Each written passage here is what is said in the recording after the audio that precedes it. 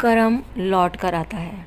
एक बार की बात है, गुरुजी अपने शिष्यों के साथ भ्रमण पर जा रहे थे। गुरुजी जहाँ कम बोलना पसंद करते थे, वहीं उनका एक शिष्य दूसरों की बातों में आनंदित होता था। एक दिन जब वे नदी के पास से गुजर रहे थे तो उन्होंने देखा कि एक मछुआरा नदी में जाल डाले हुए है। वह शिष्य उसे अहिंसा का पाठ पढ़ाने लगा, लेकिन भला मछुआरा कहाँ मानने वाला था। वह उससे झगड़ा करने पर उतारू हो गया और बात बढ़ती गई। दोनों में झगड़ा होने लगा। उधर गुरुजी चलते चलते काफ़ी आगे निकल गए थे। वे वापस आए और शिष्य को आगे चलने को कहा।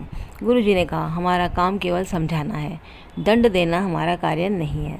शिष्य ने पूछा, हमारे राज्य के राजा को तो पूर्ण रूप से सभी दंडों का पता ही नहीं है, और ना ही राजा अधिकतर लोगों को दंड देते हैं, तो आखिर इसे दंड देगा कौन।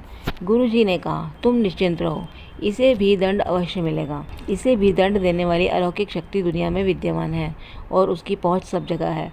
ईश्वर सब जगह पहुंच सकते हैं और पहुंचते भी हैं, इसलिए अब तुम यहाँ से चलो। गुरु की आज्ञा मानकर शिष्य शांत हो गया और उनके साथ चलने लगा।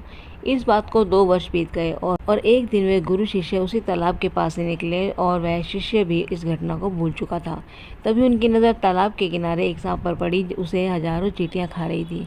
वह पीड़ा में था। शिष्य को बड़ी दया आई और वो उसे बचाने के लिए जाने लगा, किंतु गुरुजी ने उसे रोक लिया और बोले, इसे अपने कर्मों का फल भोगने दो। यदि तुमने अभी इसे बचा लिया तो अपना कर्म फल भोगने इसे फिर से जन्म लेना होगा, क्योंकि कर्म का फल जरूर भुगतना पड़ता है। जब शिष्य के पूछने पर गुरुजी ने बताया, ये वही मछुआरा है जिसे तुम पिछले वर्ष मछली ना पकड़ने का उपदेश दे रहे थे और झगड़ रहे थे। वे मछलियाँ अब चींटी हैं जो इसे नोच नोच कर खा रही हैं। तब शिष्य हैरान होकर बोला, यह न्याय व्यवस्था तो बड़ी विचित्र है।